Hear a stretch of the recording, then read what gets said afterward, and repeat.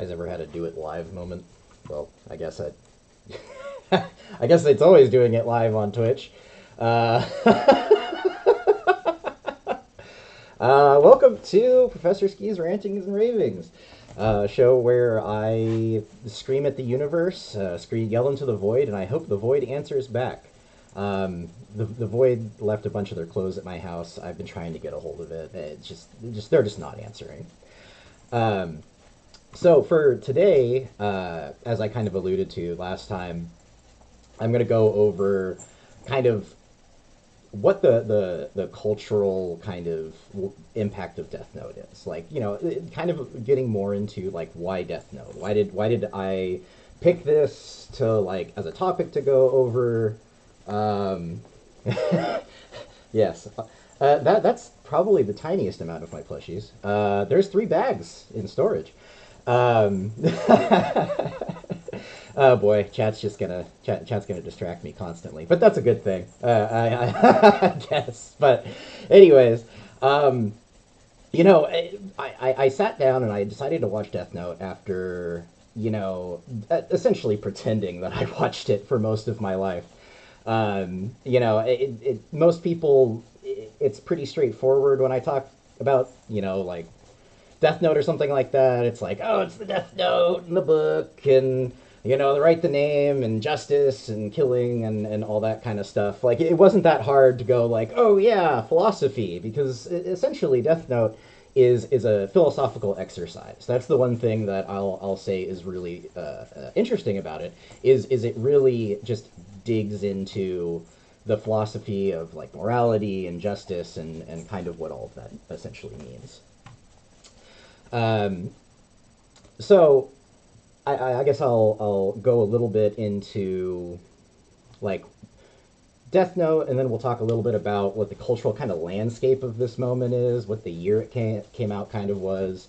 We'll take a look at its creators, kind of a little bit around that.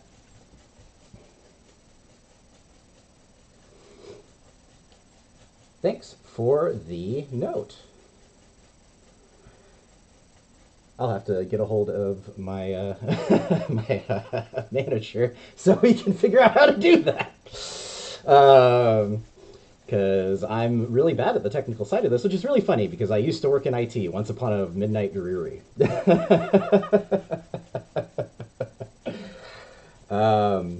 Oop, and there's some. I need to get rid of notification sounds. Where the heck did that even come from? Anyway, um, let's just go ahead and dive into it. Um, Death Note comes along at a really interesting time for a lot of people, right? Its original run comes in 2003, right? So we're already screaming back before probably a lot of people that may end up watching this. That may be even before you were born. Um, for me, I was a teen. I was just kind of starting to figure out who I was. Just the same as any other teen and around me. But what was going on in the world at the time? Well, there was a pretty like big event in America that you may be familiar with. Although for me, it was a life changing event for the a lot of the students that I work with. It's just a note in the history books. But all of a sudden, we have 9/11 happen and the world kind of stops, right? And in America, we see this kind of large cultural shift really starting to emerge. All of a sudden things are looking darker. People are really questioning, a lot of aspects of safety and morality and all that kind of stuff. Um, and anyways, so this was really common at the time. One of the big things, around culture, as far as like the goth scene, like, and we can even go into, what was the other kind of dark movement going around at the time. Let's see. All right, I'm gonna pull up a document, and this is gonna take me forever because I'm awful at this. All right, and then, oop, nope, wrong one. Okay.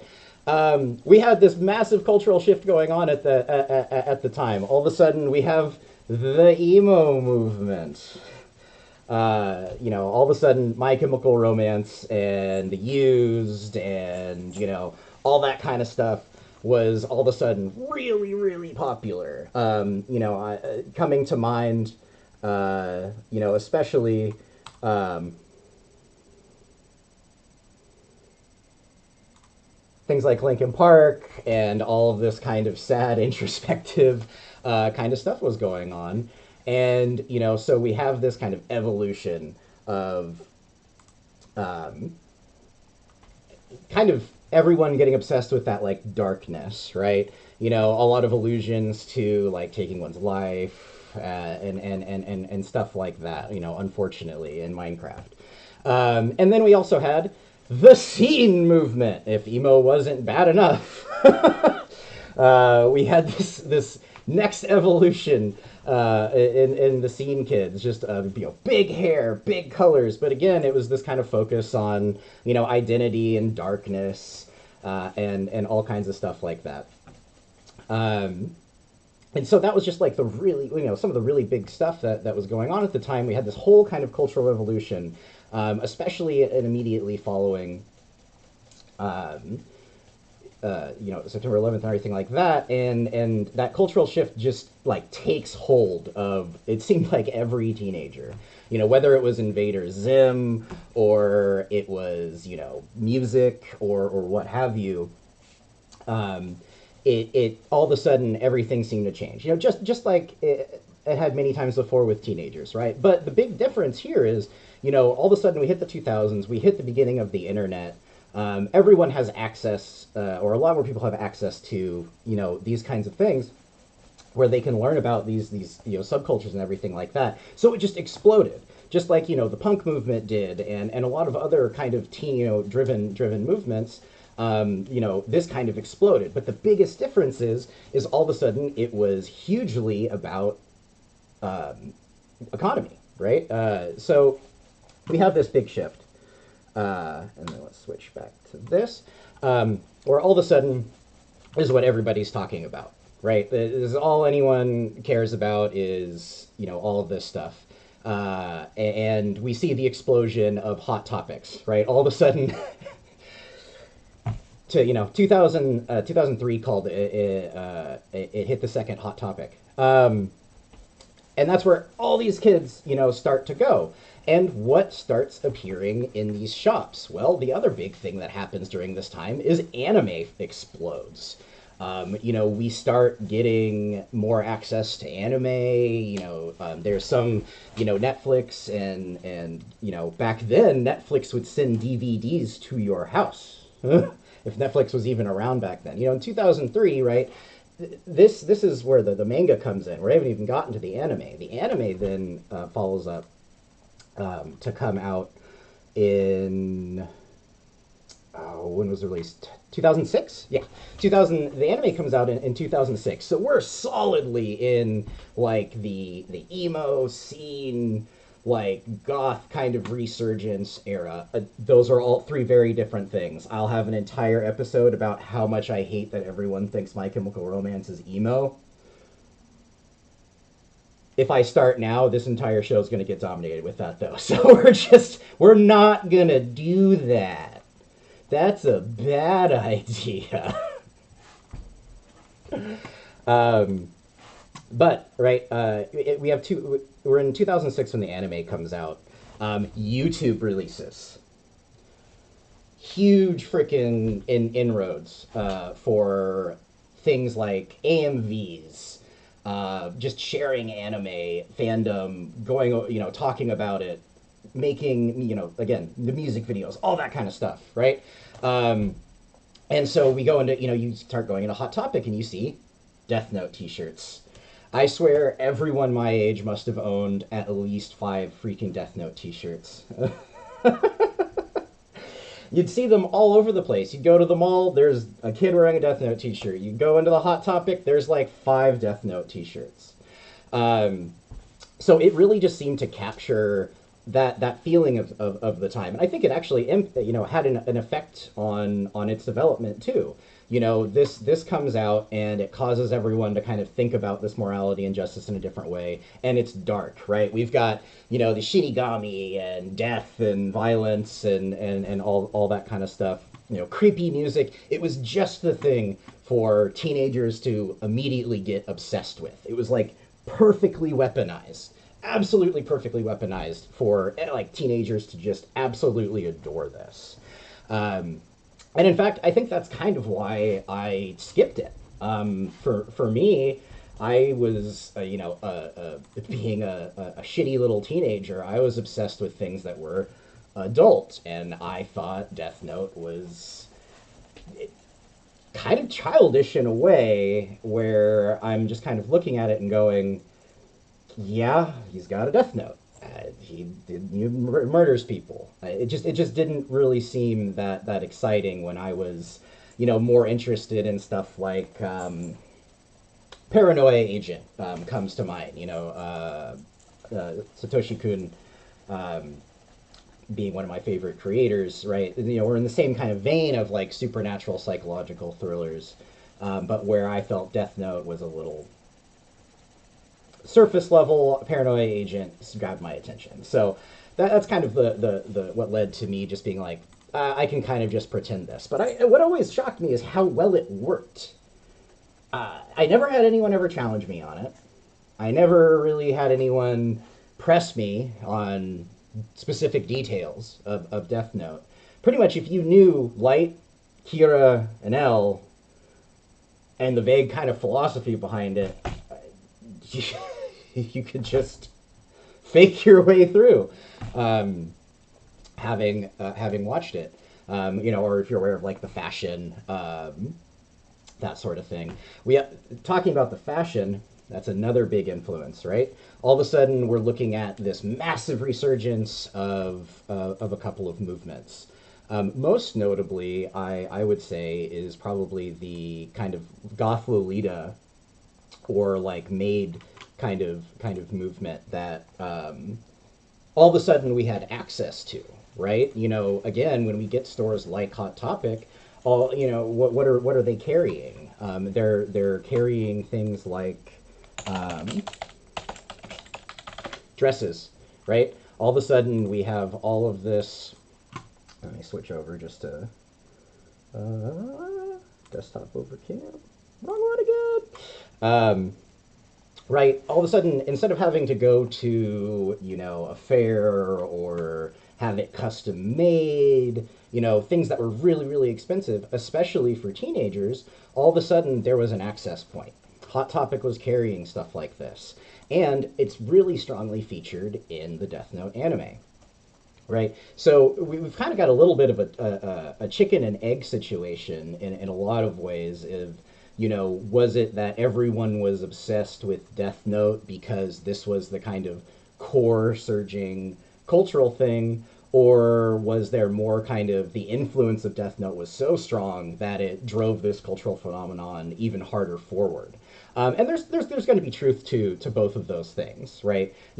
Obviously anime being still niche at the time, there's a ton of other kind of influences going on, but within this microculture, if you said Death Note, even people who weren't really fans of anime would probably know what you were talking about. If they hadn't just gone ahead and watched it, in fact. Because I've known a ton of not really anime fans that are strongly aware of Death Note. I mean, I don't know. Maybe everyone's like me, and we're all just a bunch of idiots that faked watching Death Note for freaking 20 years almost, and until finally sitting down to freaking watch it.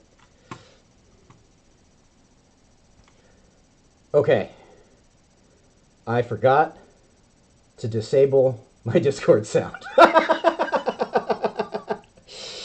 I'll remember that next time.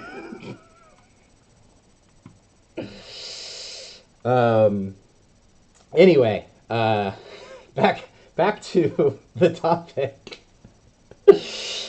So we see all of this, right? And anyone that's seen Death Note, so if you haven't watched Death Note, um, fashion is like one of the core components of the anime.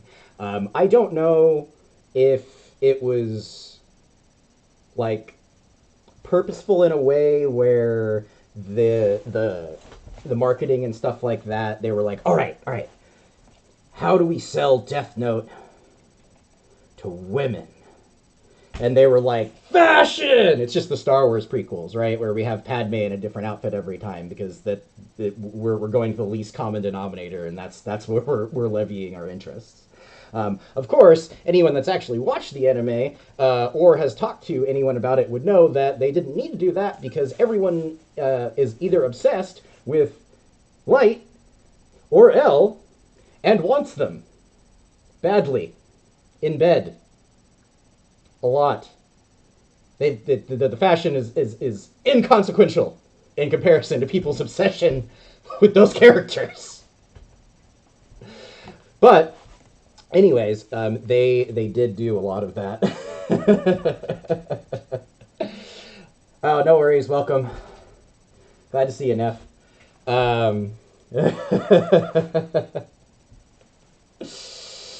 Yeah, rip dip potato chip. As as my friend would say.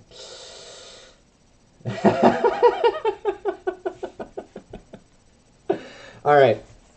So we have all this movement at this time of really like drastically shifting culture. It's the mid 2000s. Everything's really crazy. And in all of those changes, like I said, I think the pop in distracted me, and now my brain went bunk. Okay, where was I? I have an outline. I swear, there's notes.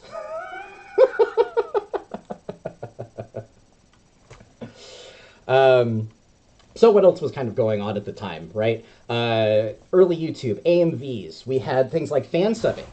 People for the first time were really aggressively, bringing in anime and translating it themselves.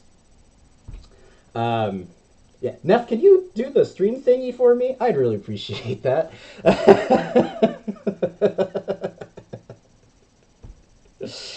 Thank you, Slayer, for your help. I appreciate you.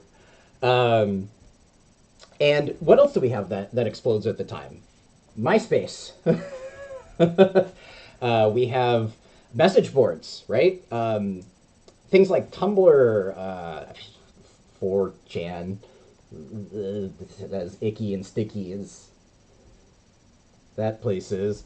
Um, but all these spaces where you could talk about these things that just didn't exist before. I mean, you had conventions and stuff like that, but you have to travel.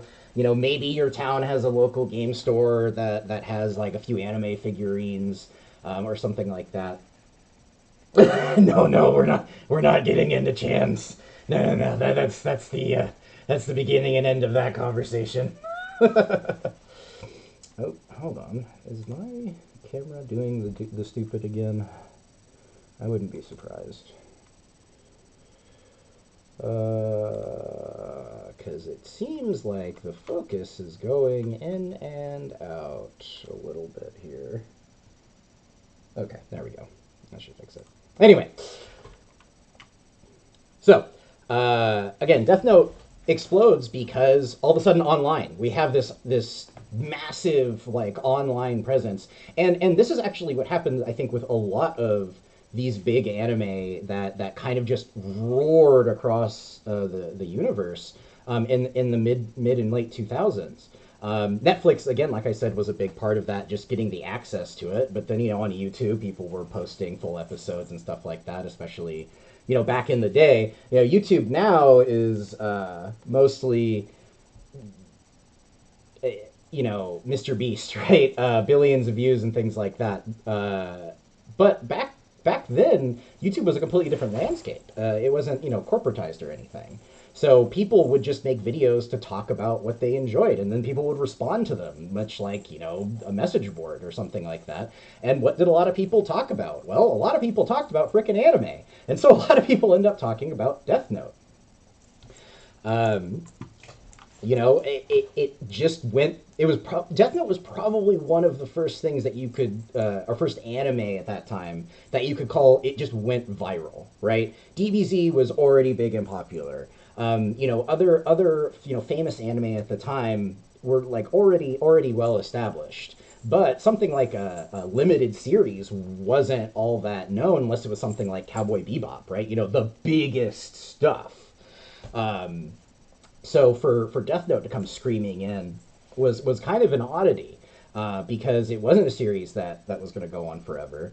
It wasn't something that was going to capture the cultural consciousness in a permanent way. Like, we still have so much DBC content coming out now where maybe we get some releases of some Death Note stuff or that sort of thing. But for some reason, it still just held on, and even today, it goes back up on Netflix and it's on the front page. Um, and so we have another generation, which is actually what would really encourage me to do this. Is I looked at it and I finally went, "Am I going to do this? Am I going to do this? I don't want to do this." And I did it. So I did it anyways. I threw it on and I started watching, and now we're here.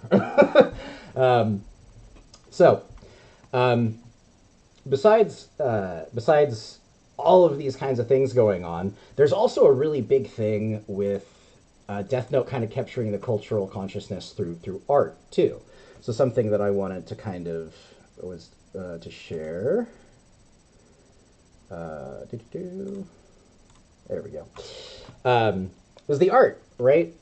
It's spectacular. I don't know how else to say it. You could, like, this looks like a back tattoo, like the most incredible back tattoo that you could make. And this isn't the only one either, right? They really try to make Death Note something kind of beautiful, right? Haunting. And the art really reflects that. And it's the same thing in the anime too, is where we have this like really incredible artistic bent, and I think that's what became kind of so attractive. Even today we have, yeah, everyone bitches about how bad animation and anime is because of how fast they just try and chug it out, right? They're trying to drive more and more as fast as possible. So we get, everyone's probably seen the funny scenes where the detail on like Goku is like two dot eyes and a line for a mouth, right? Because you only see that uh, frame for a split second. So your brain might notice it, but you don't really consciously go, "Oh, that animation is shit," for that one split second. But with Death Note, we have this real care for every kind of aspect. And again, I'm to what did the kids say nowadays? It kind of seems like I'm glazing it, but really it's just to establish like how big all of a sudden this anime got out of nowhere. I still think it's freaking awful, but I can't deny that it had a giant cultural effect, and became part of the zeitgeist of that time, especially. Um, so as a big connection to that, right? Let's just get a little bit into the spread of AMVs. YouTube comes onto the scene, and people become obsessed with taking music and matching it to um, scenes from an anime and that sort of thing. It's basically like one of the biggest YouTube videos of early YouTube. Which there was a million AMVs. I knew people that made AMVs. Everyone knew someone, or if they didn't make an AMV themselves, everyone was doing this with ripped DVDs and downloaded from the internet scenes and the worst quality you could imagine. But they still, even with very little, took that and created things. Even some of my favorite videos today are AMVs. Not Death Note, but there's a Vampire Hunter D one that maybe we'll all watch sometime that is absolutely premium. when it comes to AMVs. But you know, when people go to look up, let's see, what did I play earlier? Linkin Park's Crawling. 6 million AMVs go down, like, and 7 of them in the front page are probably Death Note. Because any sort of darkness or anything like that, that's immediately just where you go with it. It's like, oh, all right, we've got a dark anime. The Shinigami are creepy. All right, what do we match with it? Linkin Park or My Chemical Romance or The Used or I don't know, Chris Cornell, Black Hole Sun. You know, pick your Evanescence, freaking Nine Inch Nails. Pick your pick your influences. Um, and so that all gets matched. And also, we're having, while all of that's going on, Visual K is exploding in Japan. So part of the reason why Death Note, the anime, explodes in Japan is, the intro. I think we've all kind of heard it, but let's see here. Let me just pull up a little clip of it right quick.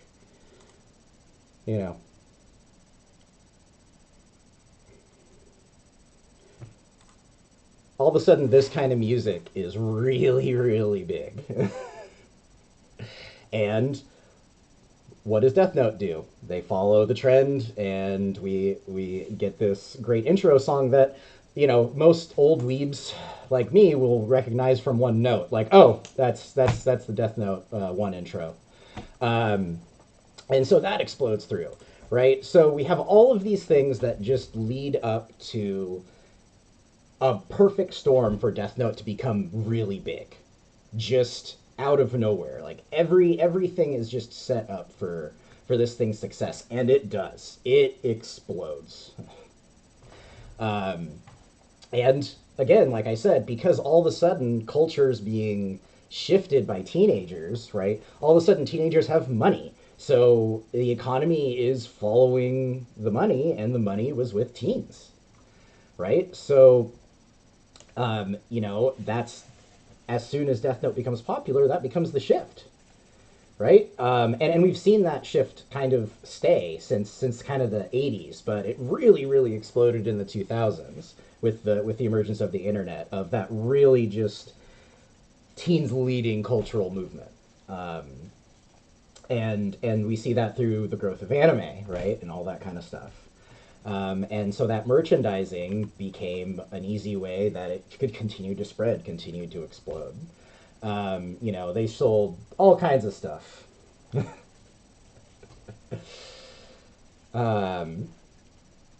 Yeah, sadly. Um, so it creates a normalization of anime, essentially, right? And Death Note was a primary part of that kind of normalization of anime in the 2000s. There a couple of other instances, things like Darker Than Black, um, Toko. I'm really just listing anime that popped up on Netflix because what was cheap when Netflix started their streaming service, right? Um, and even before that, same, like with YouTube. So it's just had multiple times where Death Notes just came screaming onto the scene, and affected a new generation, which I even think we're going to see from this new generation of Death Note fans. In my work, I work with, you know, teens and young adults, and it's, all of a sudden I'm hearing Death Note again. All of a sudden I see someone walk by in a Death Note t-shirt, and I'm like, oh, they just came back from Hot Topic. Well, they got another generation. Shit.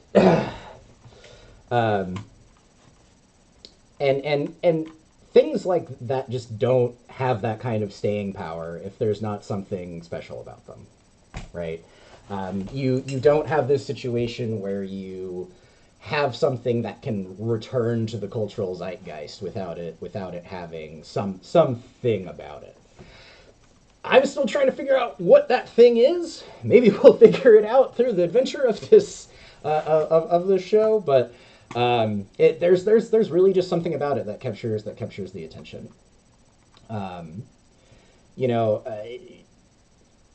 it was adult. I think maybe that's our big key here, is that as a teen, what's the big thing that you want? You want to be an adult, right? You want the independence, the individuality.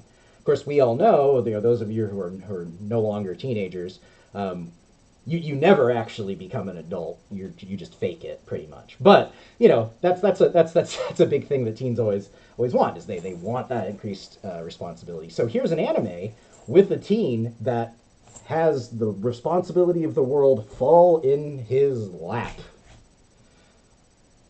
Oh, and teens will eat that up entirely. They'll eat that whole cake, just like the freaking kid in Matilda, right? Just pounding that chocolate cake down. Um, they just absolutely ate up this idea of being a teen with all this power and prestige and control, right? It there's is absolutely something, especially for teens, that's really alluring about that. And so everyone watched it. Right? And whether you became obsessed with the Light character or the L character, um, however you ended up kind of connecting. I don't usually hear anyone talk about any of the other characters except for the Shinigami. It's always just, are you a Light fan or are you an L fan? Or do you just want to have a threesome? That's the answer that I get from most people when I have this discussion. Anyway, uh, it's also a big meme culture. I think everyone's seen Death Note memes. If I go and I don't know, do something like this. Wait. That's the wrong spooky piano. Shit. There we go. Uh, Halloween's very similar, right?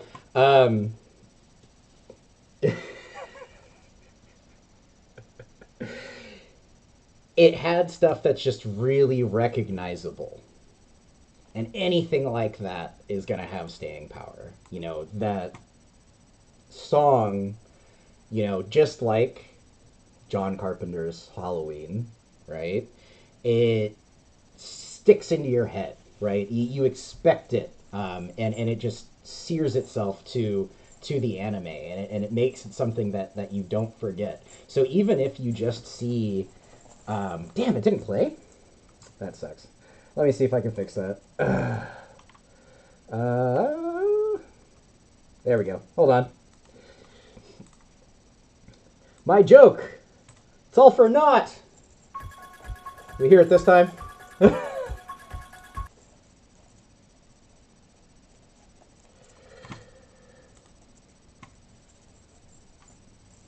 right.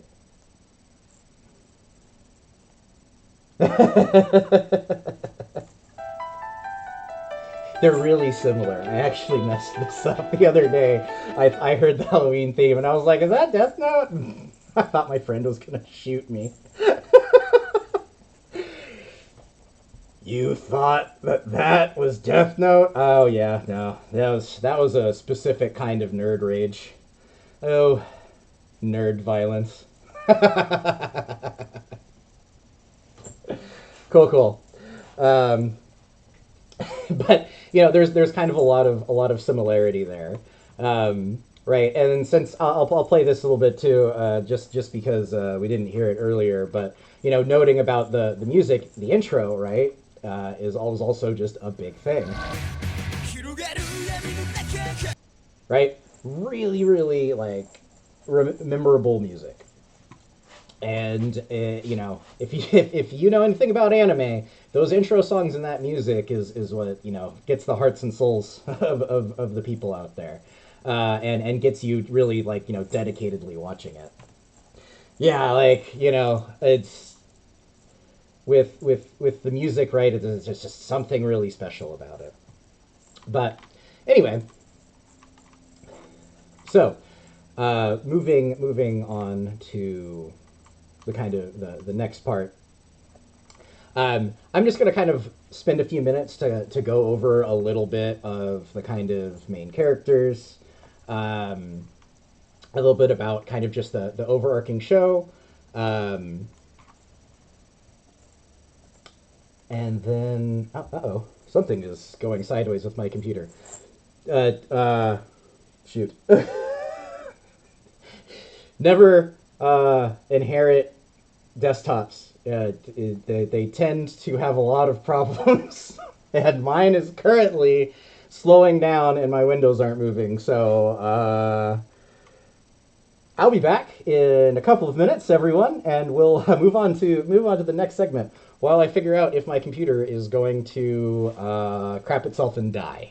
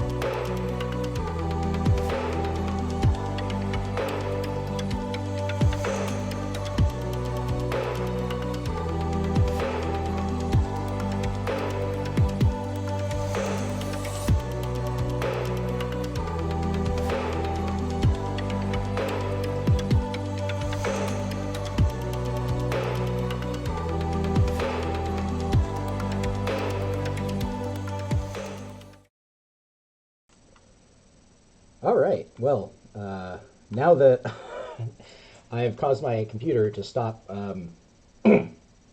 quite frankly, crapping itself to death, I spent the last 45 minutes talking about cultural influences and what was going on in the world and all this kind of stuff. But, for anyone out there that's less familiar, what the hell is Death Note? Who's it by? All right, well, Death Note is a manga series written by, and I'm going to do my best with pronunciations, and I should be better at this, but I'm not. So, uh, I'm going to do my best. Um, but it was written by Sugumi Oba, who's a really interesting character. Death Note is uh, kind of this individual's seminal work, I guess. It's definitely the most famous of the works, but he's also worked on Bakuman and has collaborated with various other artists and creators and things like that. But no one knows who he is, or she is, or they are, or whatever. uh, they've managed to keep the identity of the writer of Death Note secret for this long, so we'll probably never know, um, unless it I don't think it's going to get leaked, almost 20 years after the fact, but you never know. Um, so we kind of have this strange, almost ephemeral creator in Sugumi Oba that creates this series. So just from the start, even just from the creator, we're already looking at something mysterious. Which if we go back to the whole what are people kind of attracted to in something like Death Note, it's the mystery of it, right? We don't even know who the writer is. We can't, you know, uh, go and ask them questions, very easily, right? No one, um, since no one knows who they are. The most that we kind of really know about them, I don't know. If you go to the Wikipedia page, they're a clean freak. Okay, yeah, that's all we know. That's as far as that goes. Let's see. Not really much other work, right? It's just a flash in the pan. This person, comes out and just blams down Death Note, and then disappears until Bakuman, and then disappears until a couple of other things. But when you think about the usual kind of prolific manga writers or artists and things like that. They have an anime that's like so freaking One Piece long that it's like, oh, you can kind of forgive that they've not really created other things because they've spent so much time creating the one thing, right? But Death Note's not that. Death Note's 30 something episodes. Um, so it again, it's just there's all kinds of mystery that surrounds this whole thing. Um, and then we have the artist, right, which is like I said, a really key part. Um, oh, hello. A really key part is how like unique and detailed and like special the artwork is. Oh boy, I have to watch my language. Um, But anyways, Takeshi Obata is a little bit more prolific in his work, and we actually do know a little bit more about him. But he's primarily known for Death Note and Bakuman again with um, Tsugumi Oba. Um, ooh, sorry. Got a little air stuck in my chest there. That was not fun. Um, but uh,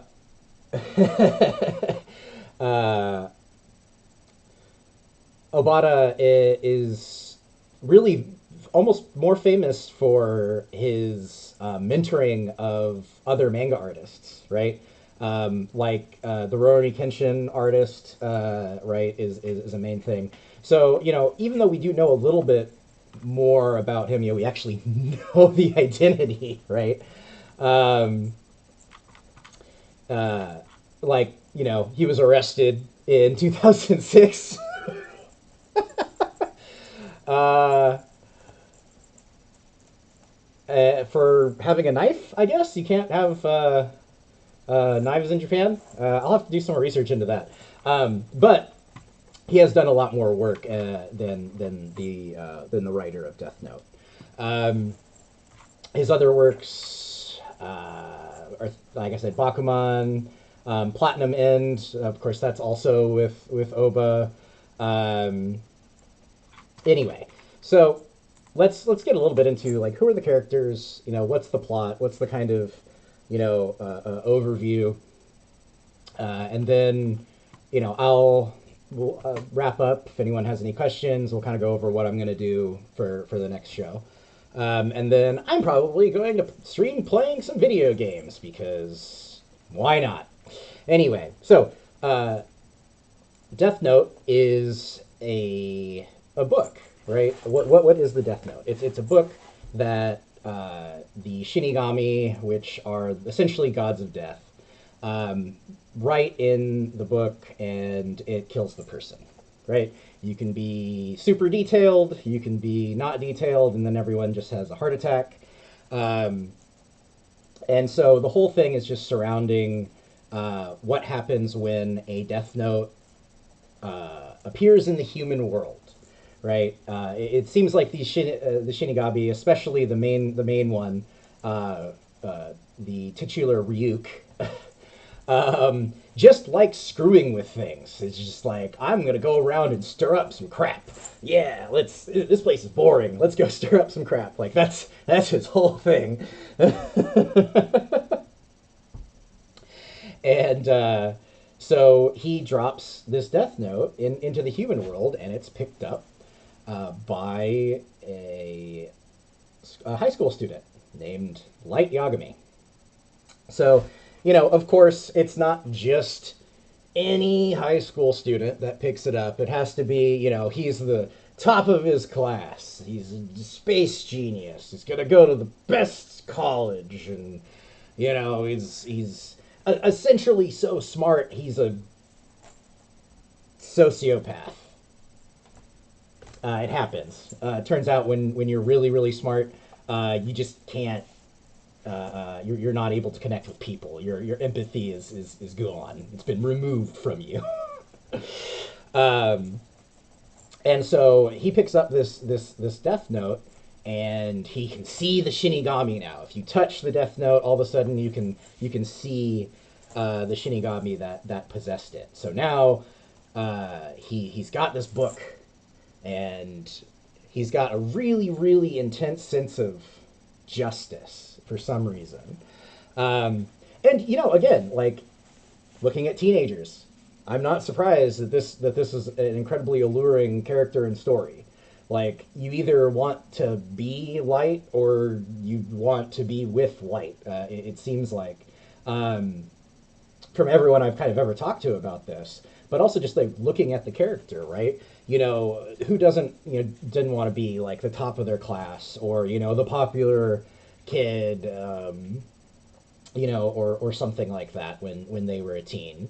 It especially with the Death Note thing in the first place, it kind of harkens to that teenage yearning for power and control that I was talking about earlier.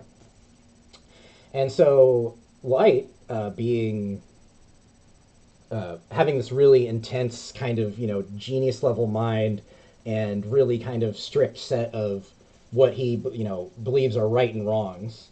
There's no gray area for this individual, and so that's kind of the philosophy that Light then carries out. Light wants to get rid of every criminal, all of them, all the worst ones especially, but just wiping out prisons full of criminals. Yeah, no, definitely. Like Death Note really over dramatized the smart people or the popular kid. They portray the anime really portrays Light as a um, what's a like a superhuman, right? He's the Wunderkinder, right? It it makes it seem like anyone could kind of put themselves in Light's place, or everyone wants, like I said, wants to be Light. Um, and so he starts writing names in the book, and people start dropping like flies. It turns out it works. Uh, and so all of a sudden he's got this grand power. He even says it. He wants to become god of the new world. Having been a teenager, I can understand the allure. That real like not all these dumb adults, these freaking old people, they're ruining the world. I have all the right answers. I'm the one with all of the right answers. I think a lot of us have had that moment.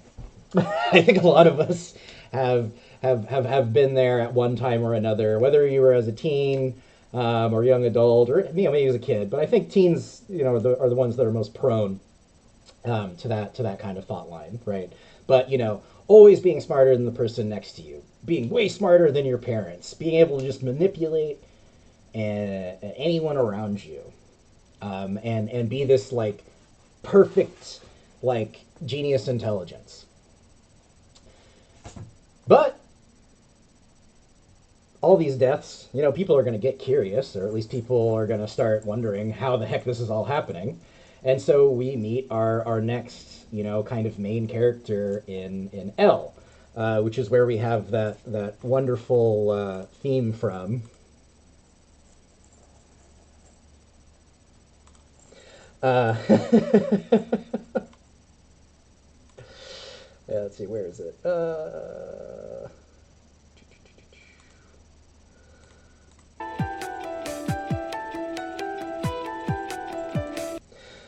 Um, so we have L, who's the kind of foil, right? We have a really simple kind of story structure in Death Note, where we have Light versus L. It's a really classic, way of telling the story. We have our, kind of our anti-hero, which was really becoming super popular at the time. Everyone wanted, to be the anti-hero. You didn't want to be Goku, you wanted to be Vegeta, right? You wanted to be the Illidan Storm Rage, for me, when I was a teenager, right? The hero that becomes a hero because he has to, right?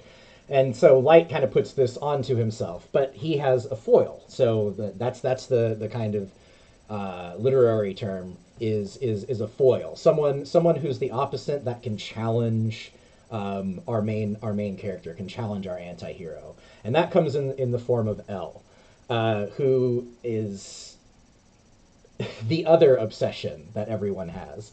L is in many ways kind of similar to Light. He's a genius. He's solved like impossible seeming cases, and things like that. And so he acts as the direct counter to Light. Um, and so what ends up happening? Let me turn on this. Okay, is the story just kind of follows these two kind of geniuses going against each other. Um, we'll go more into the detail of like the specific arcs and kind of what this looked like over the next couple of shows, where I'm going to kind of pick apart what's kind of going on in the different arcs and start breaking down some of the episodes and stuff like that. But essentially, a lot like Light, L just seems to understand everything. He's really genius. He's smarter. He knows what everyone's going to do before they're going to do it. Um, and so he's going to find this Kira, right? Light Yagami ends up calling himself Kira as his kind of code name, um, for his use of the Death Note. Um, and L is trying to find Kira. And so it's really, the funny thing is it's just red versus blue. It's and they even do that in the show. It's Light's always in red, and L's always in blue. It couldn't be more like obvious if a brick hit you in the face. It's so bad. Like when, when I was watching and I realized that every single time that they were going to do this red versus blue crap, oh goodness. But anyways, they make the foil very obvious that they're always in always in a battle to see who's going to win. Before everything goes off the rails in a way that makes me want to break my glass desk with my forehead. So, a little bit more about the anime. What made the anime like so big? Well, part of it was produced by Studio Madhouse. If you guys don't know what Studio Madhouse, well, they've made some pretty big anime. You might have heard of a couple of these, like, not super big. Things like Ninja Scroll, Perfect Blue, Vampire Hunter D, Trigun, Paprika, Parasite, Hunter x Hunter. I don't know. Yeah, really small anime that no one's really heard of. Um,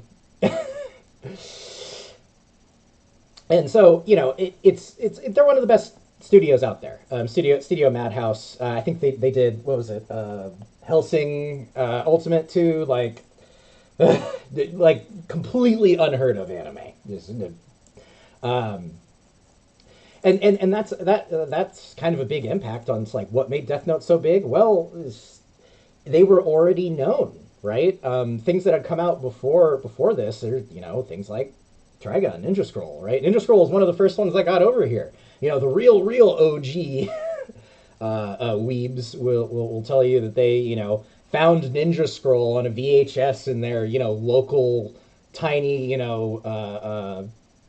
movie rental store. There used to be these stores, you see, where you would have to like go into them and you'd have to interact with a person to get the thing that you wanted to watch, right? Now we just go boop boop boop streaming on Netflix, but that's not how it was before. You had to go and rent them. Imagine that. You may have heard of a store called Blockbuster, right? Although for me, I grew up in a small town, so we had this super crappy video store. But that's where you would find things like this. And Madhouse became, as far as anime fans go, a household name. And to this day, they still make some of the greatest animation in anime, right? And so it is a really beautiful anime. Like all the things that they do, whether it's the sub or the dub, it's well constructed. It's got really, really good animation. It has good voice acting. It's got really, really well crafted music. And I still really, really, really hate it.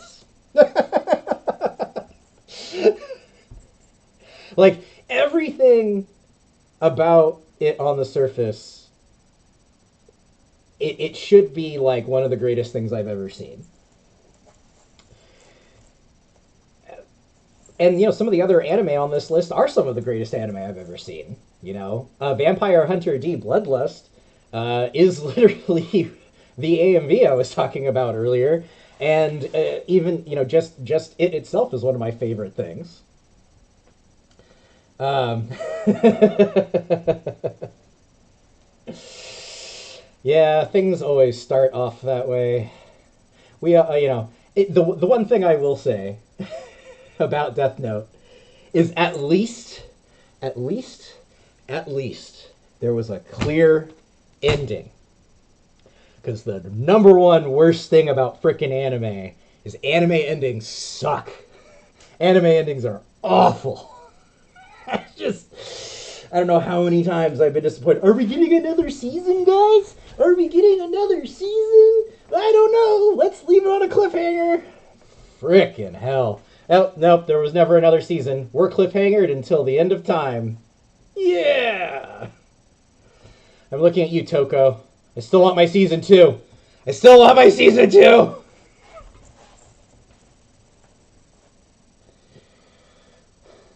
Yeah, I mean, it at least ends.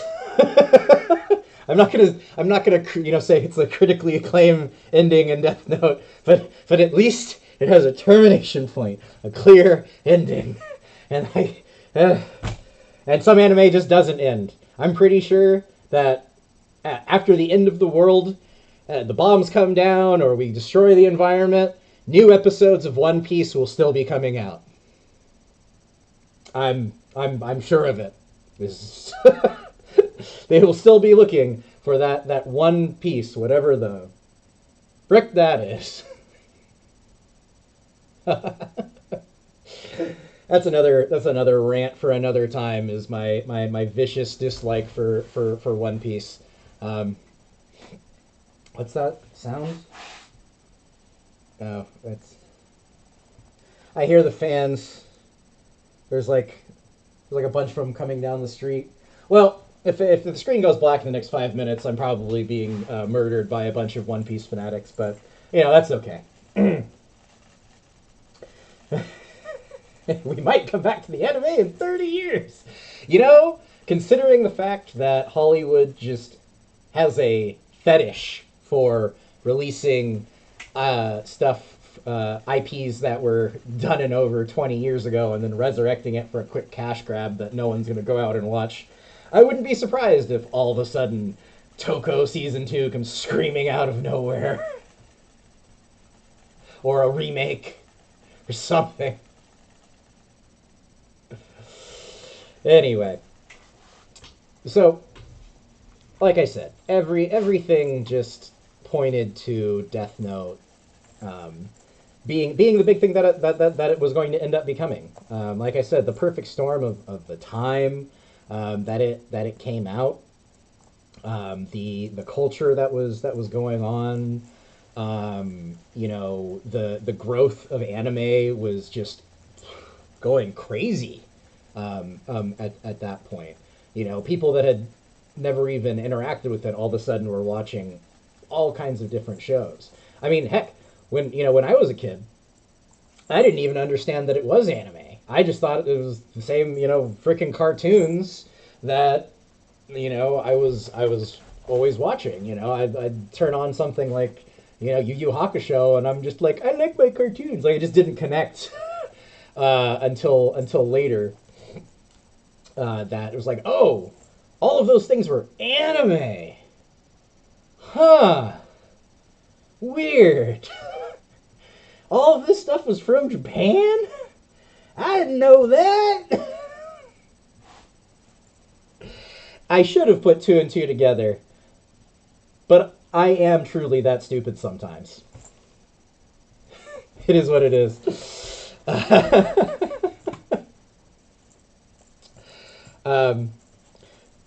So with that, on the next episode, we'll actually dig a little bit more specifically deeper into the first kind of arc of Death Note, following starting at the first episode with the discovery of the Death Note, and kind of starting to get into the real meat of it.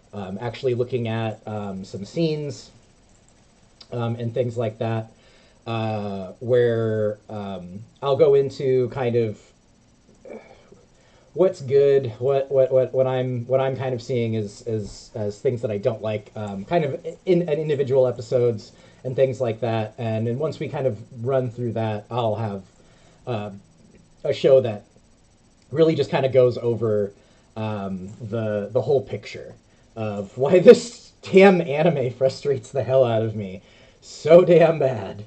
I've never like fought to watch something like I fought to watch Death Note. Like I had to like make myself turn it on, especially like once I got to like into like episode like 15 and forward. I'm like struggling, and I'm like, okay, I have to I have to do this. And it's all because there's a convention called Fanime in California every year. And my favorite panel is called Unpopular Anime Opinions. And that idea spiraled into this, because I wanted to be able to complain about Death Note, but unfortunately that means I had to watch Death Note. Finally. And now, because for some unholy reason I'm doing this, this is actually pretty fun.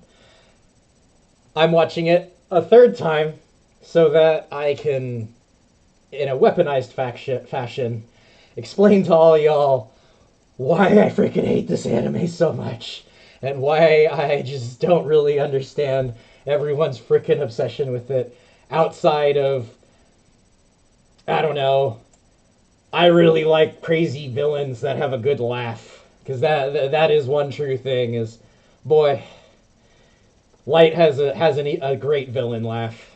Like whether you're watching it in Japanese or English or whatever, boy, I can appreciate a good mad evil villain laugh.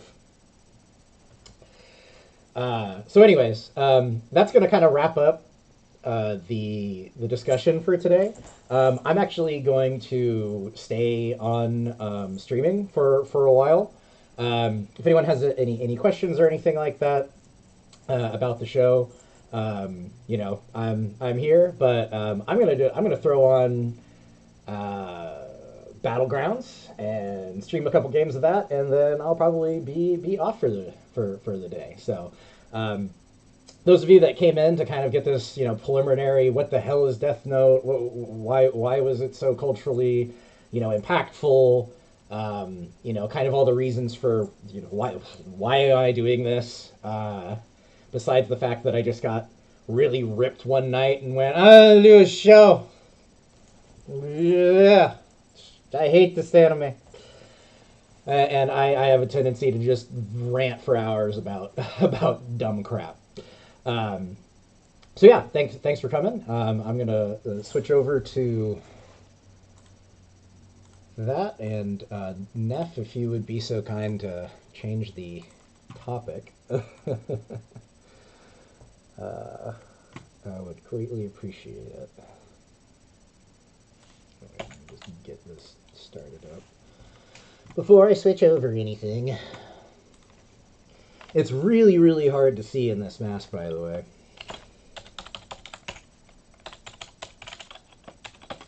Like, everything's red. Like, I imagine, like, this is the level of color blindness, like dogs have or something. Because, like, actually, maybe this is even worse because it's monochrome. like, I can't read anything on the stream chat besides I can't read anyone's names, I should say. That's all just black. Okay. Then I'll shut this down, and I'll be back in a minute.